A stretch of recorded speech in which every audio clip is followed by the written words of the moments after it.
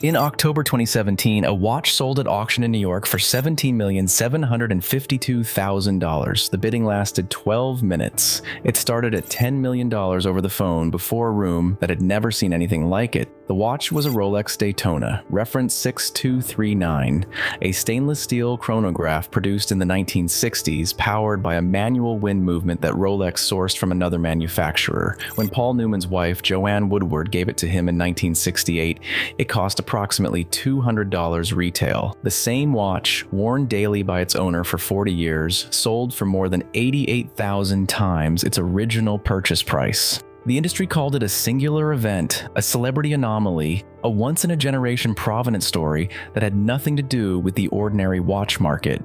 We are going to show you why that was a lie, why the same logic that turned a $200 watch into a $17 million asset applies to watches sitting in secondhand dealers right now at a fraction of their future value, and why the smartest watch buyers alive stopped walking into boutiques years ago. If you have bought a new Swiss watch recently, you might believe you made a sound purchasing decision. The boutique was beautiful, the salesperson was knowledgeable, the box was heavy, the papers crisp, the warranty card filled out in your name. You walked out with something that felt permanent. Then you tried to sell it, not because you wanted to, just to know. You searched the secondary market for your reference and your configuration, and you found the same watch, the same year, similar condition, selling for 30 to 40% less than you paid, in some cases 50% less. In the case of entry-level brands like Hamilton, Tissot, and Longines, the secondary market returns roughly half of retail price on average. That is not a bad day. That is the structural reality of buying a new watch from a brand whose retail price reflects the cost of the boutique, the advertising budget, the celebrity ambassador, and the velvet tray. The watch you are holding is worth what someone on the open market will pay for it, and they are not paying boutique price. They designed it that way. But the depreciation is only the boring part. What actually happens on the other side of that equation is what the industry needs you to never figure out. The problem starts with a gap buried inside the economics of luxury retail. New watches carry the full cost of the brand's commercial infrastructure, rent in premium retail districts, in-house service networks, regional distribution offices, the Formula One partnership, the tennis sponsorship, the campaign with the actor you recognize from the film you watched last month. Every one of those costs is built into the price of the watch on the velvet tray. When you buy that watch new, you pay every one of them. When you buy the same watch 2 years later from a private seller, you pay for none of them. You pay for the object. That is the gap. That is where the opportunity lives. The secondary market for pre-owned luxury watches reached $26.8 billion in 2024, up 10% year on year. It is projected to reach $43 billion by 2031. The pre-owned market is growing faster than the primary market every single year. Most consumers never notice the difference between what they are buying in each channel. The industry has built billions of dollars per year on that gap in attention. Here is exactly how the model works. A new watch enters retail priced to cover not just its manufacturing cost, but the entire commercial apparatus the brand operates around it. It sits in a case. A customer buys it. The moment that transaction closes, the watch has absorbed its first depreciation hit. The next owner can never recoup the boutique premium. They can only sell the object, so they sell it on the secondary market at the price the market sets, which is the price people are willing to pay for the object absent all the theater that surrounded it when it was new. That price is structurally lower, in most cases significantly lower, than the retail number printed on the tag. Brands know this. They monitor the secondary market carefully. They raise retail prices regularly, partly to maintain aspirational positioning, partly because regular retail increases create upward pressure on secondhand prices, which makes their entire ecosystem look more stable than it is. When Rolex raises the retail price of the Submariner, every pre-owned Submariner becomes marginally more attractive by comparison. They know that. They designed it that way. But the depreciation hit is only the first layer. What happens to specific references over time is quieter, and for the people who understand it, far more profitable than anything happening in the boutique. Here is a story that explains exactly why the vintage market exists and why it is now outpacing the new watch market in growth. In the 1960s, Rolex produced a version of their Daytona chronograph with an unusual dial configuration.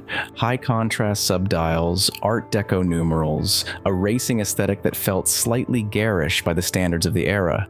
The watch sold poorly. Rolex continued producing it because it was part of the lineup, not because anyone was particularly excited about it.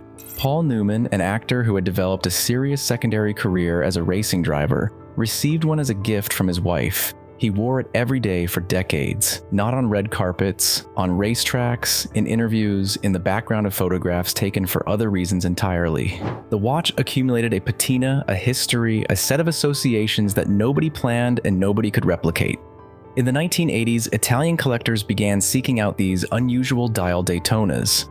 The name Paul Newman attached itself to the reference through folklore rather than official record. By the time the auction world understood what had happened, a watch that had sold for $200 had become a six-figure object. By 2017, Paul Newman's personal example became the most expensive Rolex ever sold at auction.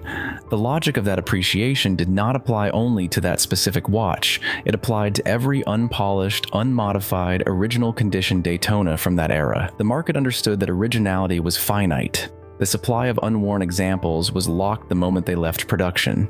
Demand continued to grow. The math was not complicated. The neo-vintage boom made everything larger, and it did so faster than anyone in the primary market was prepared for.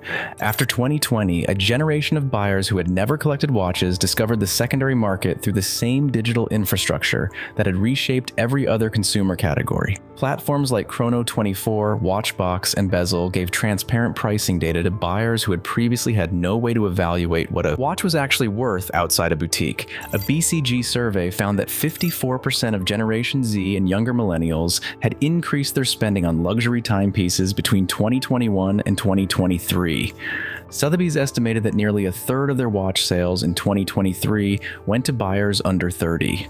A Deloitte survey found that 1 in 5 consumers plan to buy a secondhand watch in 2024, double the proportion from 2020. Here is the segment that nobody in the primary market publicly discussed. Neo-vintage, defined by the industry as watches produced between 1990 and 2004, was up 123% in secondary market sales in 2023. Not 10%, not 20%, 123%. Buyers were not looking at new watches and deciding to wait. They were looking at new watches and deciding to look somewhere else entirely. The reason is not difficult to understand once you remove the boutique from the equation. Federal law in some jurisdictions requires no disclosure of secondary market depreciation at point of sale.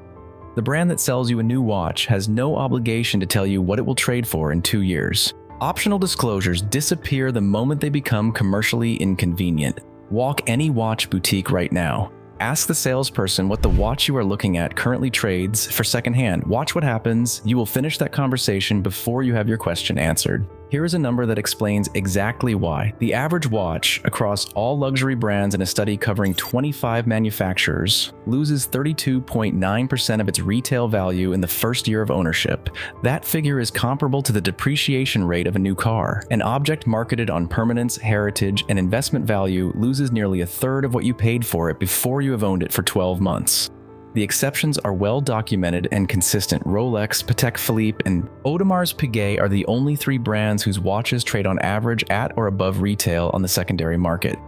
Rolex watches appreciate at an average rate of 6.3% per year after the initial first-year adjustment. Patek Philippe references have appreciated 10 to 25% annually over the past decade on specific references. The entry-level tier, Hamilton, Tissot, Longines, Breitling, Tag Heuer, retains roughly 50% of retail value on the secondary market on average. When you walk out of that boutique with a new mid-tier Swiss watch, you have already surrendered a significant portion of the price you paid to the infrastructure of the building you bought it in. Then there is what happens inside the secondary market itself. Something experienced buyers understand immediately and something no authorized dealer will volunteer to explain. It is called the box and papers premium. Every watch sold new comes with its original box, warranty card, hang tags, and chronometer certification papers. That documentation does not affect the mechanical function of the watch. It does not make the movement run more accurately. It does not change the water resistance or the lug width or any property of the object itself. But but it can increase the resale value of certain references by up to 25% compared to the identical watch without documentation. Because the documentation proves the watch's history, it establishes a provenance chain that the collector market treats as a proxy for originality. A watch with full box and papers has never been opened by an unauthorized service center. It may never have been serviced at all. The case has not been polished. The dial has not been replaced. The hands are original. That paper trail guarantees what the watch is not, and what it is not is far more valuable than what it is, because what it is not is modified. Most buyers throw away the box within a year of purchase. Most buyers never find out what that box was worth. So if the entire new watch market is structured against the buyer, does that mean you stop buying watches altogether? No, it means you stop buying like a retail customer and start thinking like a secondhand dealer. Every watch on a secondhand platform right now has a public price history. Watch Charts and Chrono24 both publish historical sale data for every major reference. You can look up any watch you are considering, trace its price movement over 3, 5, 10 years, identify where the depreciation curve flattened, and determine whether the current asking price reflects the floor or the peak. The floor is where you want to buy. The floor is the point after the first year drop where the price stabilizes before collectors decide they want it badly enough to push it up. Most people never ask what year it is in the price life cycle of the watch they are about to purchase. That question is worth asking. It is worth more than any amount of time spent in the boutique reading the founding story on the plaque behind the display case. But there is a second option that almost nobody outside the collector community knows about, and it is the best kept secret in the entire secondhand watch market. It is called the full set unpolished private sale. Here is how it works. Serious collectors selling from personal collections, not dealers, not platforms with authentication fees and seller margins, private individuals regularly list significant watches through collector forums, subreddits like r/watch exchange, and word-of-mouth networks. These sellers are often upgrading rather than liquidating. They have cared for the watch properly. They have the original box, papers, and service history. The case has not been polished because they understand what polishing does to collector value. They price for a fair deal, not a boutique margin, not a platform fee, not an authentication surcharge. The watch they are selling is frequently in better condition and with more complete documentation than anything in a certified pre-owned program at a brand boutique at a meaningfully lower price. That relationship, knowing the person who owned the watch before you, understanding its actual history, is worth more than any certified pre-owned sticker on a display case. Most people walk right past these listings every single time. And then there are the categories that never needed the boutique because they outgrew it a long time ago. The Patek Philippe Nautilus reference 5711, the steel sports watch that Patek discontinued in 2021, retailed at approximately $34,000 before discontinuation. Within months of the announcement, the secondary market price reached $150,000. It has traded there ever since. Every unit ever produced is now worth 4 times what its original owner paid, from any configuration, in any condition, with or without box and papers. Not because the movement changed, not because the material changed, because supply stopped and demand did not. The Patek that Patek made the mistake of discontinuing is now one of the most commercially powerful objects in the secondhand market. The brand tried to kill the hype by ending production.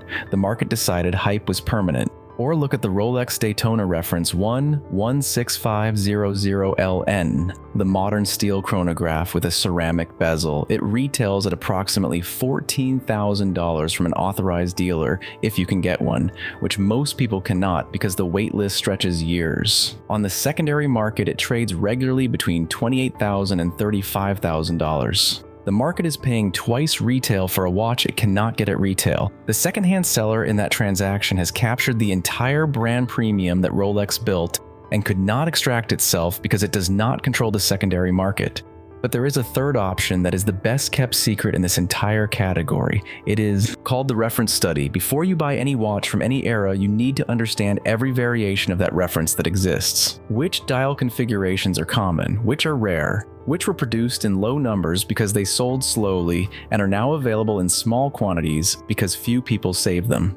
The Paul Newman Daytona was ignored for 20 years because the dial looked unusual. The people who ignored it paid $200 for something now worth millions. That pattern repeats across the collector market on a smaller scale constantly. The Omega Speedmaster Moonwatch references from the 1960s were working tools. They are now historical objects. The early Audemars Piguet Royal Oak references from the 1970s, made in small quantities when the market did not yet understand the design, now trade for multiples of their retail equivalent. The watches worth your money tomorrow are the watches nobody is excited about today. Find those references, study the production numbers, buy the unpolished originals with documentation when you find them, and stop walking into boutiques to pay for the building. The industry is counting on your distraction. It is counting on the velvet tray and the heavy box and the crisp warranty card and the founding story on the plaque to do the work the investment case cannot do on its own. It is counting on you to never look up the secondhand price before you buy new.